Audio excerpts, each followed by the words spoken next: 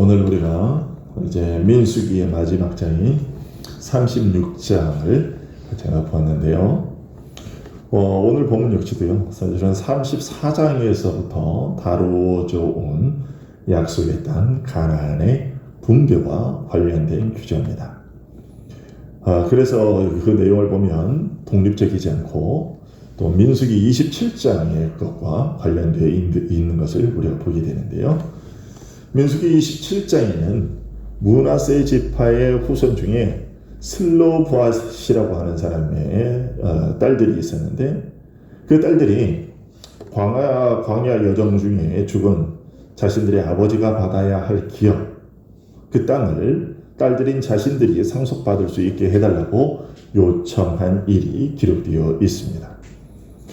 아버지에게 아들이 있었으면 그 아들이 아버지를 대신하여 제비를 뽑아 기업을 할당받을 수 있었겠지만, 분배받을 수 있었겠지만, 자신들의 집에는 아들이 없기에 딸들인 자신들에게 아버지가 받아야 할 그 기업을 상속받을 수 있게 해달라는 요청이었던 것이죠. 모세는 이 문제를 하나님께 아뢰었고, 하나님은 슬로보앗의 딸들의 요청을 들어주셨습니다.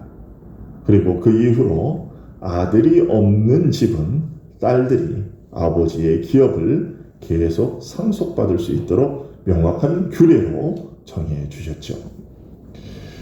그러나 이스라엘 각 가정이 제비를 뽑아 얻게 된 땅은 단지 한 가정에만 국한된 문제는 아니었습니다.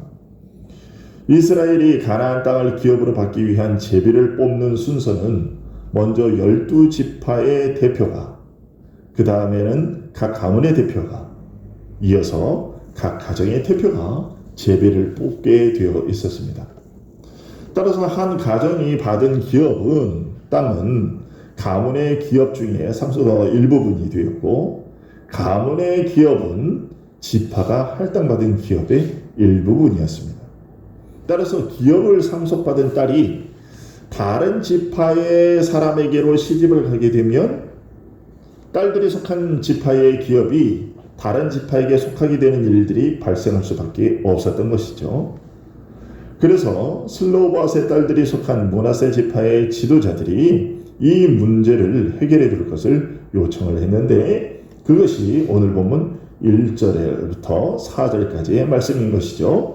다시 한번 보시면, 요셉 자손의 종족 중 므낫세의 손자 마길의 아들 길앗 자손 종족들의 수령들이 나와 모세와 이스라엘 자손의 수령된 지휘관들 앞에서 말하여 이르되, 여호와께서 우리 주에게 명령하사 이스라엘 자손에게 제비 뽑아 그 기업의 땅을 주게 하셨고, 여호와께서 또 우리 주에게 명령하사 우리 형제 슬로보앗의 기업을 그의 딸들에게 주게 하셨은지, 그들이 만일 이스라엘 자손의 다른 지파들의 남자들의 아내가 되면 그들의 기업은 우리 조상의 기업에서 떨어져 나가고 그들이 속할 그 지파의 기업에 참가되리니, 그러면 우리가 제비 뽑은 기업에서 떨어져 나갈 것이요, 이스라엘 자손의 희년을 당하여 그 기업이 그가 속한 지파에 참가될 것이라. 그런즉 그들의 기업은 우리 조상 지파의 기업에서 아주 삭감되리이다.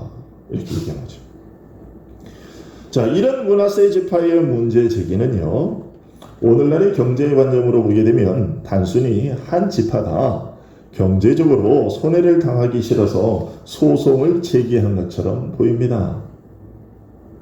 하지만 이스라엘의 토지가 갖는 개념을 알게 되면 슬로보앗의 딸들이 받은 기업에 대한 이 므낫세 지파가 제기한 이 문제가 단지 경제 문제 때문에 이 일을 제기한 것이 아님을 우리가 알게 되고요.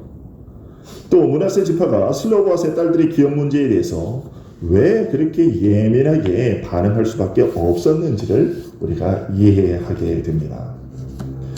자, 그러면 이스라엘의 토지, 이제 이스라엘이 아직 가나안 땅에 들어가지는 못했습니다. 이제 신명기가 끝날 때까지는 아직 이제 가나안 땅에 들어가지 못한 것이고, 이제 곧 이제 몇 개월, 며칠 있지 않으면 가나안 땅에 들어가게 되기는 할 것인데, 아직 들어가지는 못했고, 가나안 땅을 미리 들어가게 되면 그들이 이제 차지하게 될 땅을 제비를 뽑아서 지금 분배만 받은 상태인데요. 자, 그러나 이 이스라엘 백성들이 갖게 될 그 가나안 땅은 도대체 어떤 의미를 가지고 있는 것이었는가? 가장 먼저는요, 이스라엘이 가나안 땅을 어떻게 얻게 되었는가를 우리가 먼저 생각을 해봐야 됩니다. 가나안 땅은 일찍이 하나님께서 아브라함과 이삭과 야곱에게 약속하신 땅이었습니다. 첫째는 하나님이 약속해 주신 땅이었다는 것이요. 우리가 성경 창세기 13장을 보면요, 여호와께서 아브라함에게 이르시되 너는 눈을 들어 너 있는 곳에서 남쪽과 북쪽과 남쪽 그리고 동쪽과 서쪽을 바라보라. 보이는 땅을 내가 너와 내 자손에게 주리니 영원히 이르리라. 너는 그 땅을 종과 횡으로 두루 다녀보라. 내가 그것을 내게 주리라. 먼저 아브라함에게 이 땅을 약속하셨습니다. 그리고 26장에 보면 여호와께서 이삭에게 나타나 이르시되 애굽으로 내려가지 말고 내가 내게 지시하는 땅에 거주하라. 이 땅이 거류하면 내가 너와 함께 있어 내게 복을 주고 내가 이 모든 땅을 너와 내 자손에게 주리라. 이삭에게 이렇게 약속하셨죠. 그 다음에 이제 28장에 가서 보게 되면 23장이 이게 넘어갔네. 잠깐만.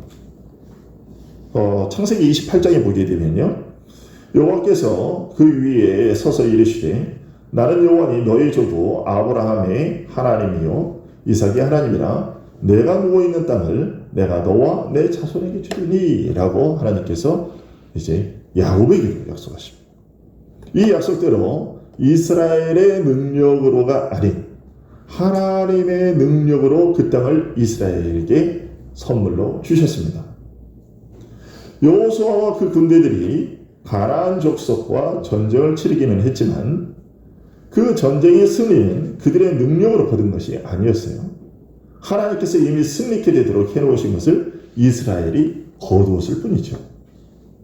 그러니까 하나님께서 약속하셨던 이 땅을 그들에게 주셨는데, 그러면 이스라엘이 그 땅을 차지할 때 우리가 생각할 때 이스라엘이 그 땅에 그냥 선물로 주셨더라도 이스라엘 백성들이 그 땅에 들어가서 전쟁을 한 것 아닙니까? 그래서 그 전쟁으로 말미암아 그들이 그 전쟁의 노고로 말미암아 그 땅을 차지한 것 아닙니까? 이런 이의를 제기할 수 있는데 하나님은 그렇게 말씀하시지 않으셨어요. 지금 출애굽기 23장 말씀이 있었는데요, 한번 같이 보시면 내 사자가 내 앞서 가리니 가서 너를 아모리 사람과 헷 사람과 브리스 사람과 가나안 사람과 히비 사람과 여부스 사람에게로 인도하고 나는 그들을 끊으리니 라고 했어요.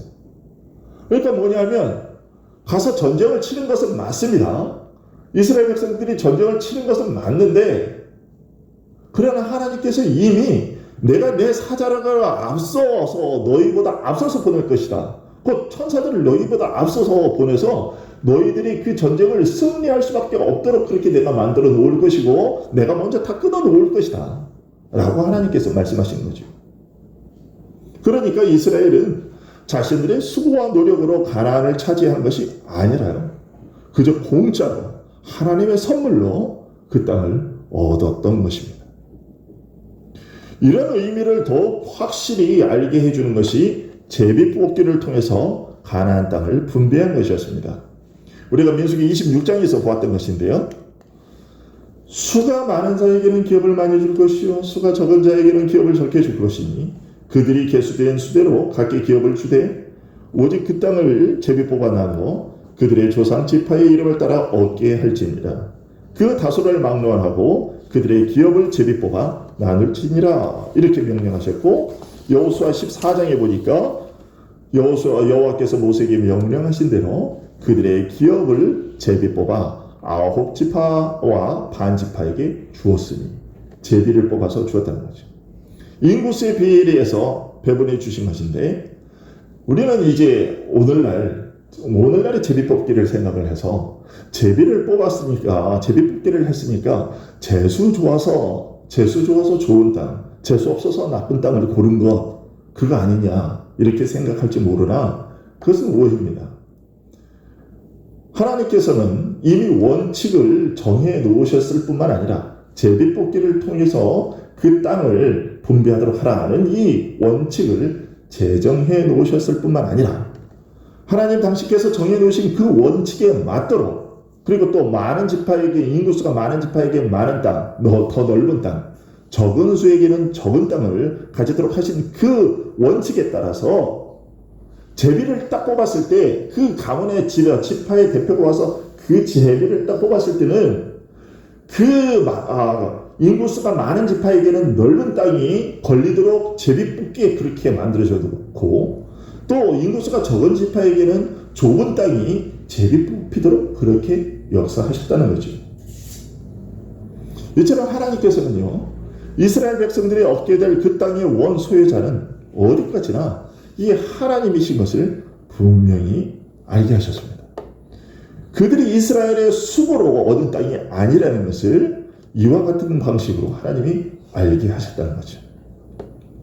그러면 하나님께서는 이런 사실을 통해서 오늘날 우리에게 무엇을 알려주고자 하시는 것이냐?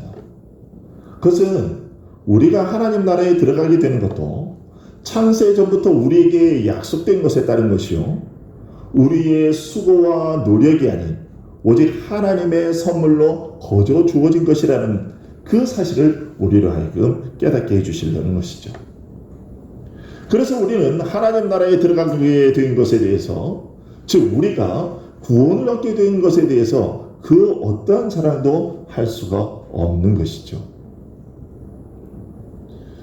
그리고 가나안 땅의 원 소유자가 이렇게 하나님이시다라는 사실로 인해서 토지를 매매하는 일이 이제 이스라엘에는 원칙적으로 금지되어 있었습니다.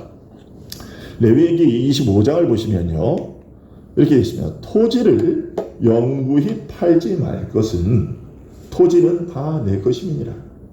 너희는 거류민이요 동거하는 자로서 나와 함께 있느니라 라고 말씀하셨어요. 엄밀히 말하자면 이스라엘은 하나님의 땅에 공짜로 얹혀 사는 것이었다라는 것이었고요. 아담이 에덴 동산을 관리하는 자로 있었듯이 가나안 땅의 관리의 자로 있었을 뿐이었으며, 그런 이유로 이스라엘은 이 땅을 잃어버려서는 안 되는 것이었습니다. 왜? 자기들의 것이 아니니까. 관리자였기 때문에. 그래서 잃어버리면 안 되는 거예요. 절대 빼앗겨서는 안 되는 것이었습니다. 또 같은 이유로 내가 빼앗겨서도 안 됐지만 다른 사람의 토지를 불법적으로 빼앗거나 또 토지 경계표를 함부로 옮기는 것, 이것도 큰 범죄로 취급되었습니다.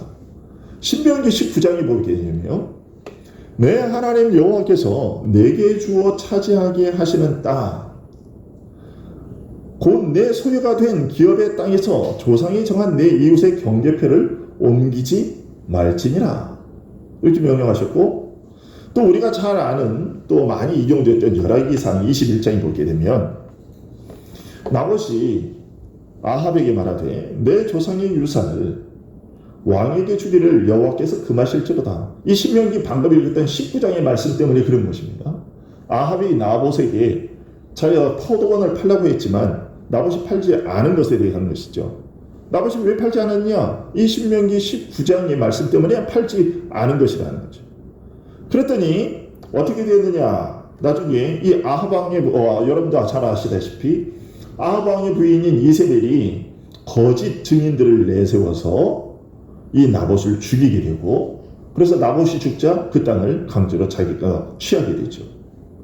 자, 그 다음에 그런 일이 있고 난 다음에 하나님께서 엘리야에게 명령하십니다. 17절 이하에 보시면 18절 보시죠. 너는 일어나 내려가서 사마리아에 있는 이스라엘의 아합 왕을 만나라. 그가 나봇의 포도원을 차지하러 그리로 내려간다니 너는 그에게 말하여 이르기를 여호와의 말씀이 네가 죽이고 또 빼앗았느냐고 하셨다 하고, 또 그에게 이르기를 여호와의 말씀이 걔들이 나봇의 피를 핥는 곳에서 걔들이 내 피 곧 내 몸의 피도 핥으리라 하였다 하라. 아합이 엘리야에게 이르되 내 대적자여 네가 나를 찾았느냐? 대답하되 내가 찾았노라. 네가 네 자신을 팔아 여호와 보시기에 악을 행하였으므로 여호와의 말씀이 내가 재앙을 네게 내려 너를 쓸어버리되 너에게 속한 남자는 이스라엘 가운데 매인자나 노인자를 다 멸할 것이요 또 너의 집이 느바사의 아들 여로보암의 집처럼 되게 하고 아히야의 아들 바사의 집처럼 되게 하리니 이는 네가 나를 노하게 하고 곧 하나님을 노하게 했다는 얘기죠. 이스라엘이 범죄하게 한 까닭이니라 하셨고, 이세벨에 대해서도 아합의 부인 이세벨 나봇을 이렇게 모함해서 죽인 이 이세벨에게 대하여서도 여호와께서 말씀하여 이르시되 걔들이 이스라엘 성읍 곁에서 이세벨을 먹을지라. 아합에게 속한 자로서 성읍에서 죽은 자는 개들이 먹고 들에서 죽은 자는 공중의 새가 먹으리라 하셨느니라 하니, 예로부터 아합과 같이 그 자신을 팔아 여호와 앞에서 악을 행한 자가 없음은 그를 그의 아내 이세벨이 충동하였습니다. 그가 여호와께서 이스라엘 자손 앞에서 쫓아내신 아모리 사람의 모든 행함같이 우상에게 복종하여 심히 가증하게 행하였다. 이렇게 얘기되어 있어요. 자, 이렇게 신명기 19장에서 토지의 경계표를 옮기지 말라고 하셨는데, 이렇게 토지의 경계표를 옮기거나 빼앗는 것, 이것은 어떤 것과 관련되어 있느냐면요, 우리가 아까 앞에서 매주일마다 읽는 10계명과도 관련되어 있습니다. 자, 제8계명, 제9계명, 제10계명과도 관련이 있는데, 경계표를 옮기는 것은요, 어떤 것과 관련되냐? 그것은 사기죄예요.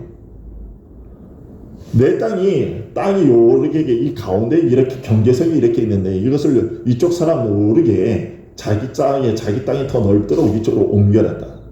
그리고 나서는 이것이 내 땅이 원래 내 경계표가 여기다. 그래서 하는 것. 이거 사기죄에 해당되는 것이죠. 그래서 사기죄이기 때문에 이것은 어떤 계명에 걸리느냐 하면 내 이웃에게 거짓 증거하지 말라는 제9계명을 어기는 것입니다. 또 그 사기를 통해서 불법적으로 남의 것을 자기 것으로 삼으려 했기 때문에 삼은 것이기에 이것은 도둑질이에요. 그래서 이것은 제8계명 도둑질 하지 말라는 계명에 걸립니다. 그리고 이웃의 소유를 탐낸 것이기에 제10계명 내 이웃의 것을 탐내지 말라 하는 그 계명에도 걸립니다.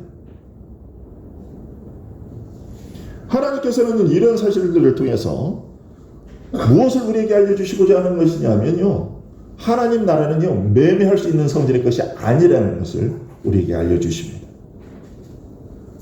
하나님께서는 하나님의 나라는 도둑질을 해서 얻을 수 있는 것도 아니고요, 매매할 수도 있는 것도 아니고요.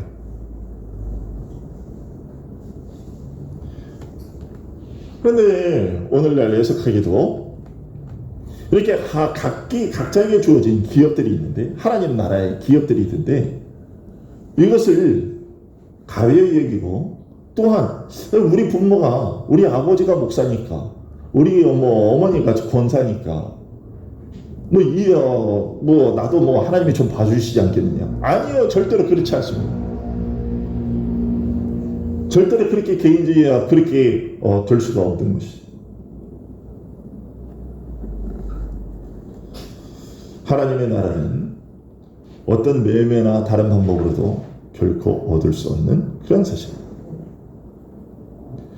하나님의 나라는 앞서 말씀드린 바와 같이 오직 하나님의 은혜로서만 우리에게 주어지는 것이고요. 또 이런 사실들을 통해서, 앞선 규례들을 통해서 또 무엇을 알려주시냐면, 누군가가 이 사실을 왜곡하는 것에 대해서 왜곡하게 되면 강력한 처벌이 있을 것임을 하나님께서 또 선포를 해주시는데, 아까 신명기 19장 다시 한번 보시면요, 이렇게 되어 있어요. 내 하나님 여호와께서 내게 주어 차지하게 하시는 땅, 곧 내 소유가 된 기업의 땅에서 조상이 정한 내 이웃의 경계표를 옮기지 말지니라. 사람의 모든 악에 관하여 또한 모든 죄에 관하여는 한 증인으로만 정할 것이 아니요 두 증인의 입으로나 또는 세 증인의 입으로 그 사건을 확정할 것이며, 그가 그의 형제에게 행하려고 꾀한 그대로 그에게 행하여 너희 중에서 악을 제하라. 내 눈이 긍휼히 여기지 말라. 생명에는 생명으로, 눈에는 눈으로, 이에는 이로, 손에는 손으로, 발에는 발로니라. 하나님 나라에 대한 이러한 의미들을 희석하고 훼손하는 자들, 그런 자들에 대해서 하나님께서 가만두지 않을 것임을, 그들에게 처벌이 있을 것임을 하나님께서 말씀하고 계신 것이죠. 이런 말씀은 중세시대에 면죄부를 판매한 일이 얼마나 악한 일이었는지를 우리에게 보여주죠. 하나님 나라는 결코 매매할 수가 없고 그 매매가 금지된 것이고 이 가나안 땅이 매매가 금지되었고 그런 식으로 주고 사고 서로 빼앗을 수 없는 그러한 것인데 중세시대에는 면죄부를 팔았단 말이죠. 이 면죄부는 사실 죄를 용서받고 돈을 헌금을 얼마 내면 얼마 주고 사면 너의 죽은 아버지가 부모가 아니면 너희 형제가 그 연옥에 있는 그 형제들이 죄가 용서받고 천국으로 올라갈 것이다 라는 이런 사기를 치는 것이거든요. 오늘 이런 하나님께서 토지에 대한 이런 경계의 표를 옮기지 말라는 이런 명령, 그래서 내 것이기 때문에 너희는 매매하지 말라고 하신 이런 모든 것들을 볼 때 그것들이 얼마나 악한 일이었는지를 우리는 알게 된다는 것이죠. 그런데 현대에 들어와서 그때와 비슷한 일이 벌어지고 있습니다. 무슨 일입니까? 헌금을 많이 하면 하나님이 주시는 복을 누릴 수 있다는 식으로 말하는 것이죠. 심지어 헌금을 해야 11조를 안 내면 구원 얻지 못한다. 11조를 안 되면 코로나에 걸린다. 이런 식의 얘기를 하는 목사님들이 있어요. 구원을 얻지 못한다. 이런 얘기는 아니지만 그거 똑같은 얘기죠. 헌금 안 하면 구원을 받지 못한다 하는 그런 얘기와 똑같은 거예요. 돈으로 구원을 산다는 얘기와 하나도 다르지 않아요.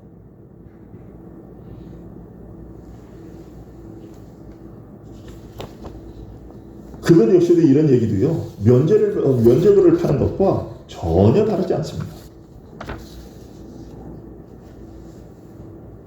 여러분 이런 것들 우리가 명심을 해야 됩니다. 오늘 하나님께서 이 토지에 관한 규례를 통해서 우리에게 주시는 교훈 중에 하나가 바로 이런 것입니다. 하나님 나라는 오직 하나님의 은혜로만 얻는 것이다. 결코 이 세상에 우리의 어떤 공로로 얻어질 수 있는 것이 아니다라는 것.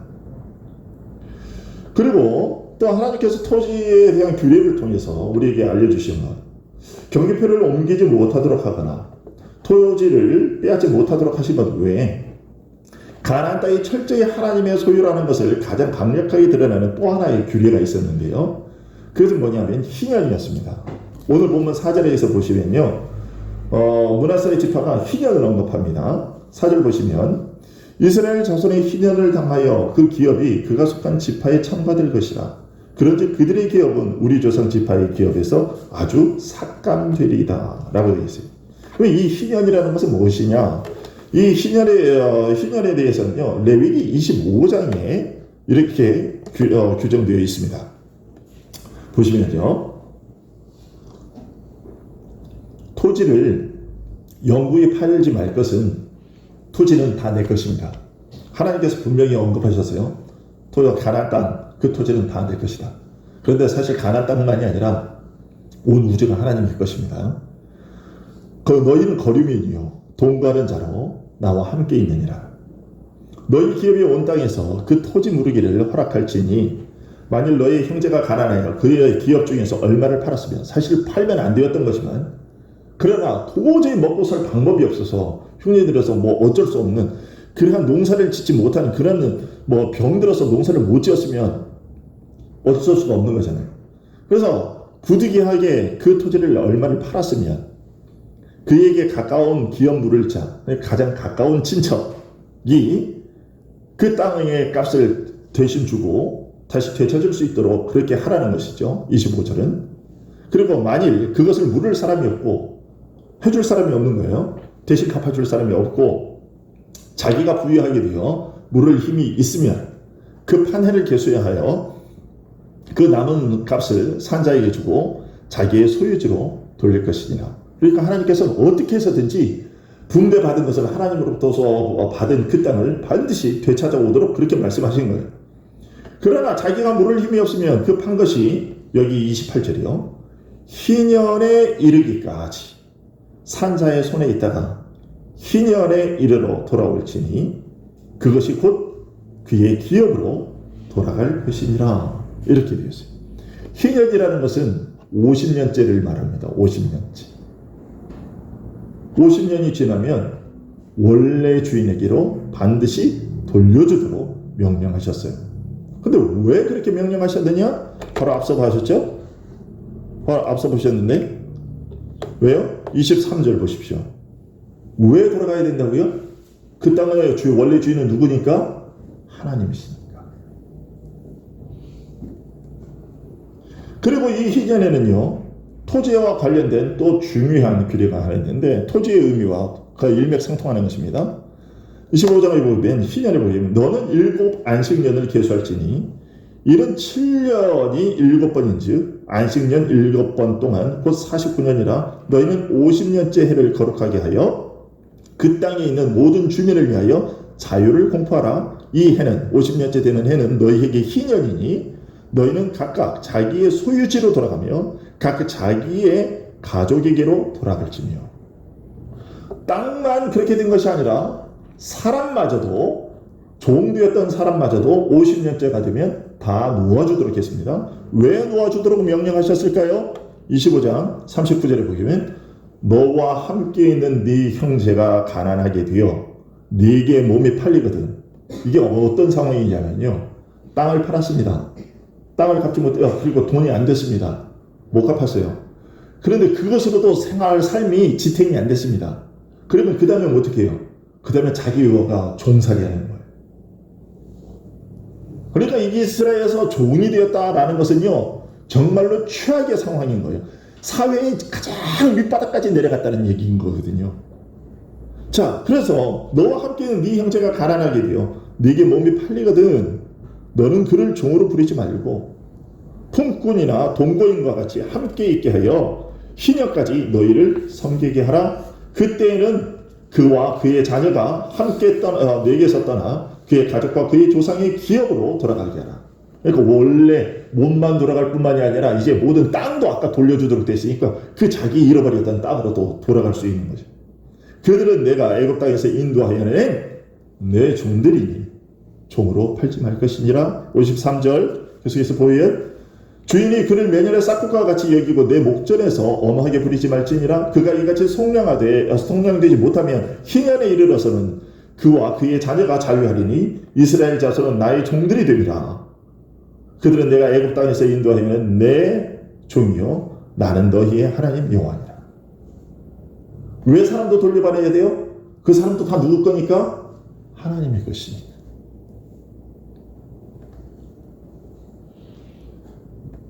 이처럼 이스라엘에게 주어진 토지에 대한 규례는요, 그들의 모든 소유가 근본적으로는 하나님의 것이라는 사실을 잊지 않도록 하시기 위함이었습니다.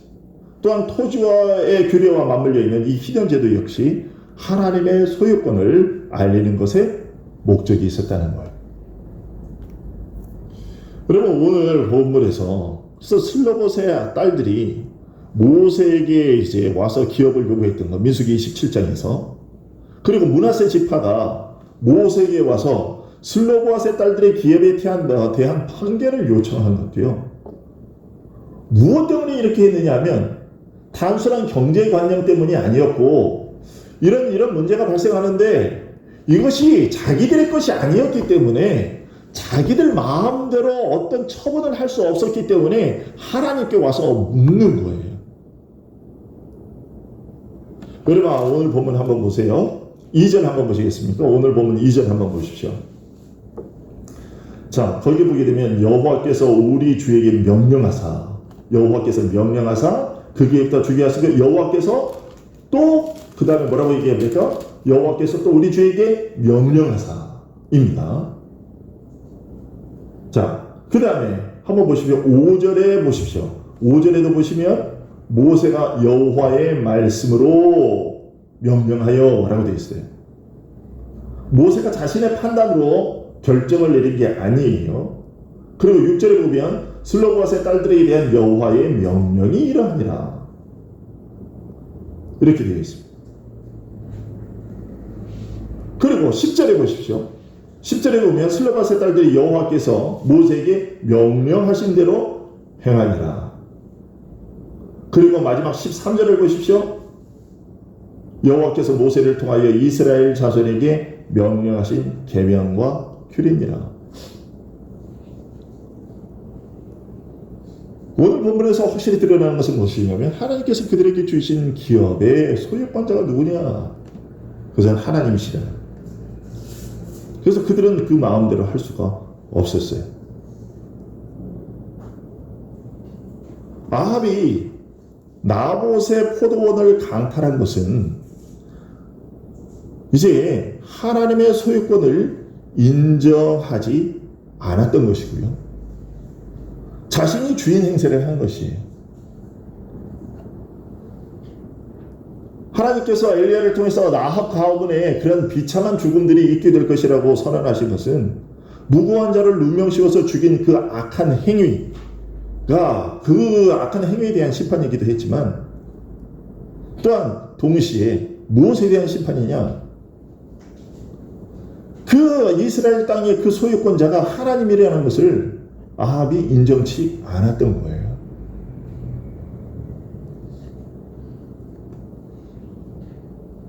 여러분, 이런 본문들을 통해서 우리가 다시 한번 깊이 깨달아야 될 것이죠. 첫 번째 앞에서 말씀드렸던 것처럼 하나님 나라는 우리의 힘과 노력으로 얻어지는 것이 아니라 오직 하나님께서 그의 약속하신 대로 우리에게 주신 선물로 주어지는 것이라는 것. 그리고 또한 이것은 함부로 우리 뜻대로 사고팔고 할 수 있거나 또 뭐 그럴 수 있는 것이 절대로 되지 못한다는 것. 각자에게 주어진 각 가문에게 주어진 독특한 그 할당량이 있었던 것처럼 우리에게도 하나님께서 하나님 나라를 각자의 기업으로 각자에게 나누어 주신 기업들이 있는데 그 기업은 나에게 주어진 것이지 그 다음에 또 다른 사람에게 넘겨줄 수 있는 그러한 권리가 그러한 능력이 우리에게는 없어요. 여러분들 이게 정말 심각하게 여기셔야 될 것이 우리들의 자녀들 중에 우리들의 형제들 가운데 내가 목사라고 내가 장로라고 내가 권사라고 해가지고 그들을 구원할 수가 없다는 거예요. 내 것을 나누어 줄 수가 없다는 것입니다. 여러분 이것을 잘 기억하셔야 되고요. 그 다음에 오늘날 오늘 말씀을 통해서 우리가 현대 사회에서 우리가 적용점을 우리가 한번 생각해 본다면 앞서 말씀드린 그런 영적인 의미와 더불어서 우리가 실용적인 측면도 좀 생각을 해보게 되는데요. 하나님께서 이스라엘에게 가나안 땅을 마치 그들의 그 가문의 영구한 소유물처럼 주셔서 그 땅에 사는 동안에 경제적으로 자립해서 하나님 외에 그 누구도 종처럼 예속된 삶을 하나님 외에 그 누구에게도 종처럼 그렇게 예속된 삶을 살지 않도록 자유인으로서 살 수 있도록 그렇게 해주신 것이에요. 제비뽑기를 통해서 땅을 똑같이 균등하게 배분해 주신 것도 그와 같은 이유에서였죠. 희년 제도를 지키도록 하신 것도 그와 같은 이유에서였습니다. 하나님의 배려하심이 끊어지지 않고 이어지도록 하기 위해서였던 거죠. 다시 말해서 생활의 기본 터전인 토지를 영원히 잃어버리게 될 경우 그의 후손들이 경제력을 회복하기가 매우 힘들었을 뿐만 아니라 아까 말씀드렸던 것처럼 땅만 잃어버리는 데서 그치는 것이 아니라 심지어는 종살이를 해야 되는 그러한 완전히 몰락할 가능성이 있었기 때문에 하나님께서 가나안을 위해서 토기를 파는 경우가 있더라도 누군가 물을 사람이 있으면 반드시 물어주도록 하신 것이고 그래서 마침내 그 소유권을 다시 되찾게 하신 거예요. 희년에 가서라도 다시금 되돌려주도록 그렇게 묘하신 거죠. 그런데 오늘날에는요 이 토지의 개인 사유화가 극대화가 돼가지고 사회의 기반이 다 무너지고 있어요. 여러분 2018년 기준으로 우리나라 국민 3명 중에 1명이 토지를 소유한 것으로 그렇게 조사가 됐는데 그런데 이게 어떤 양상이냐면 토지 소유자들 중에 그 중에 토지 소유자 상위 3%가 우리나라 개인 전체 국민 개인 토지의 56%를 갖고 있어요. 땅을 갖고 있는 사람이 3명 중에 1명, 그러니까 국민의 33%가 땅을 가지고 있는 것인데 그 33% 중에 3%가 나머지 56%의 개인 토지를 다 갖고 있다는 거예요. 또 국제구호개발기구인 옥스팜이라고 하는 것이 있는데 그 옥스팜이 내놓은 보고서에 따르면 2017년 한 해 동안 세계 인구의 1%, 세계 인구의 1%에 해당하는 그 상위권 부자들이 세계에서 1년 동안 발생한 모든 부의 82%를 가져갔어요. 반면에 하위권 50%가 같은 1년 동안에 재산을 전혀 늘리지 못했어요.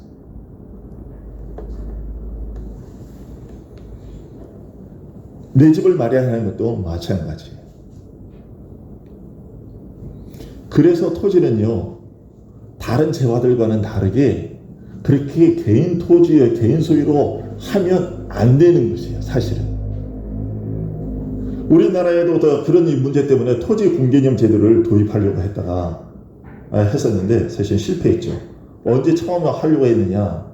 노태우 대통령 때. 근데 실패했어요. 김영삼 대통령도 해보려고 했는데 또 실패했어요. 요번에 얼마 전에도 이제 문재인 정부에서도 그 토지 공개념 제도 얘기를 꺼냈더니 무슨 얘기냐면 사회주의자다. 뭐 사회주의로 가려고 한다. 이렇게 얘기를 하는데 여러분 그렇지 않습니다. 영국, 프랑스, 독일 이런 나라들 다 토지 공개념 제도를 갖고 있어요.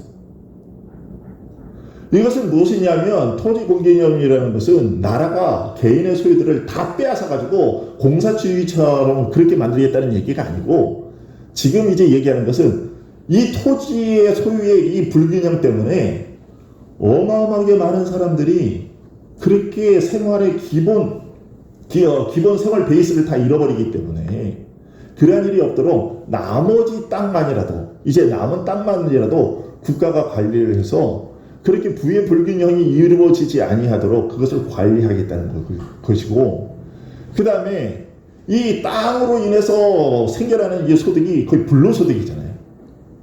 그래서 그 불로소득이기 때문에 거기에 대한 세금을 매겨서 거기에서 나오는 불로소득을 가지고 그렇지 못한 사람들에게 생활할 수 있도록 그 기반을 마련해 주겠다는 거거든요.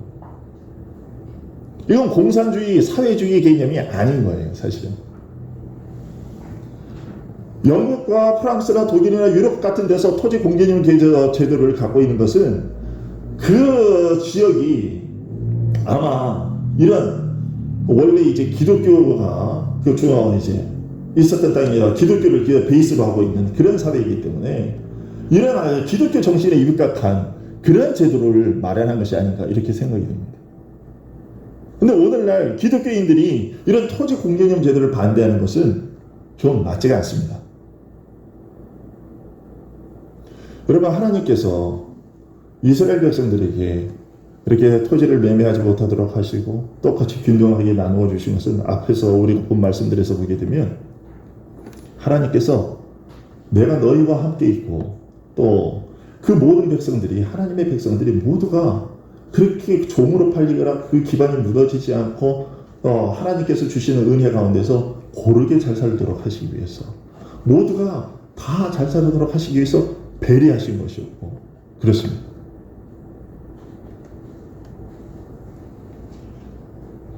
그리고 그것이 우리 기독교인들이 가지고 있어야 될 정신이에요. 기본 정신. 하나님께서 나에게 무엇을 주셨으면 이것이 내 것이 아니라 지금 하나님께서 토지에 대한 규례를 주신 것처럼 같이 나누고 같이 살 수 있도록 그러한 차원에서 주신 것이라는 것을 우리가 잊지 말아야 되는 것이죠. 그리고 마지막으로 이제 또 한 가지 말씀드리려고 하면 아까 희년제도와 관련돼서 그런 얘기, 그것이 있었죠. 무엇이냐면 하나님께서 이 희년을 통해서 모든 종되었던 자들이 다시금 돌아가고 기업 물을 자가 있게 하셔서 그 사람들이 종으로 팔렸더라도 토지를 그 하나님께서 주신 것들을 빼앗겼더라도 그것을 다시 원 상태로 돌려받을 수 있도록 하셨는데 그런데 이스라엘 백성들 가운데 나중에 이 법이 제대로 지켜지질 않았어요. 이 법들이 제대로 지켜지지 않았고 심지어는 희년이 가까워오잖아요. 그러면 희년이 가까워오면 이것을 또 다른 사람들에게 팔아버려요. 또 종들을 다른 사람에게 또 다시 외국으로 팔아 넘겨버려요. 이런 악한 짓을 이스라엘 백성들이 했어요. 희년이 가까우면 다시 돌려보내야 되잖아요. 자유인으로. 그런데 그러면 손해가 나니까 자기가 손해보지 않도록 하기 위해서 희년기에 가까우면 종을 이스라엘 안에서 팔면 다시 원상태로 가야 되니까 그렇지 못하고 그냥 어떻게 되냐, 외국에다 팔아 넘겨버려요. 이스라엘 백성들의 가운데서 이 희년 제도가 제대로 지켜지지 않았는데요. 그런데 이런 영적인 의미를 완전히 우리에게 이루어 주신 분이 누구시냐면 바로 예수 그리스도십니다.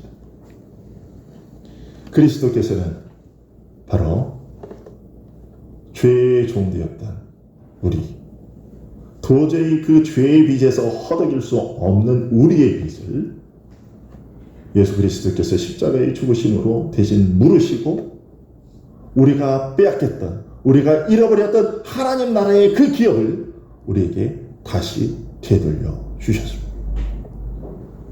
예수님께서 이 땅에 오신 것은 바로 그것을 위한 거예요. 우리의 기업 물을 자로, 그 누구도 물어줄 수 없었던 우리의 죄의 빚을 예수 그리스도께서 대신 물러주시고 우리로 하여금 하나님 나라를, 그 기업을 다시금 되찾아 그 나라에서의 복된 삶을 살 수 있도록 해주셨다는 사실입니다. 이스라엘의 토지는 민수기 34장에서 오늘 보면 36장에 이르기까지 하나님께서 그 기업에 대해서 이렇게 장황하게 말씀하신 데에서 가장 중요한 의미는 바로 그것입니다.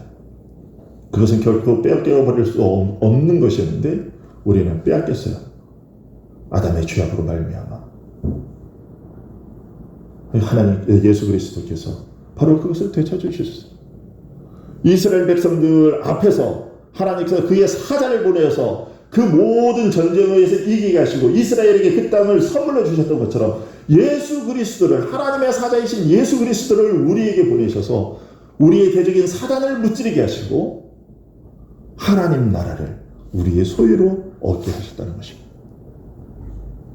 이런 하나님의 은혜를 우리가 입은 자로서 그럼 우리가 이 땅에서 어떻게 살아야 되겠느냐? 다시는 그것을 빼앗기는 일이 없어야 될 것이고, 물론 빼앗기는 일이 없도록 예수 그리스도께서 철저히 우리를 지키시지만, 그러나 우리가 그러한 은혜를 입은 자로서 함께 더불어 사는 자라는 것을 잊지 말고, 우리가 오늘날 이 시대에 부에 편중되고 그렇게 사회 모든 생활 기반을 다 잃어버리고 그렇게 허덕이며 사는 자들, 그들에 대해서 우리가 어떤 자세를, 그들에게 어떤 태도로 살아가야 할지를 다시 한번 마음에 깨닫고 하나님 나라의 백성다운 거룩한 삶을 살아갈 수 있는 우리들이 될 수 있기를 소원합니다. 기도하겠습니다.